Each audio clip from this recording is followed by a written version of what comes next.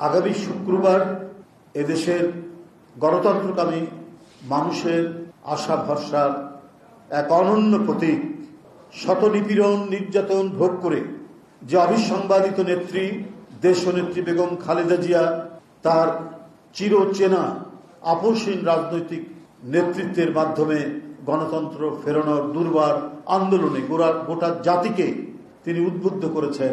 আমাদের সেই প্রিয় নেত্রী দেশনেত্রী বেগম খালেদা জিয়ার আগামী পরশুদিন শুক্রবার ৮০তম জন্মবার্ষিকী, ৮১তম জন্মদিন, ৮০তম জন্মবার্ষিকী, ৮১তম জন্মদিন। এই দিনটি উপলক্ষে বাংলাদেশ জাতীয়তাবাদী দল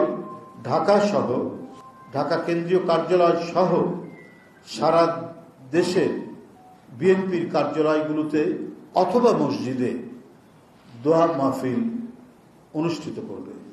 দেশনেত্রী বেগম খালেদা জিয়ার আশু সুস্থতা কামনা এবং তার দীর্ঘ জীবন কামনা করে এবং ৭১, ৯০, ২০২৪ সমস্ত আমাদের স্বাধীনতা সংগ্রাম এবং গণতান্ত্রিক আন্দোলনে যারা শহীদ হয়েছে তাদের আত্মার মাগফিরাত কামনা করেও আমরা সেদিন দোয়ার অনুষ্ঠান করব।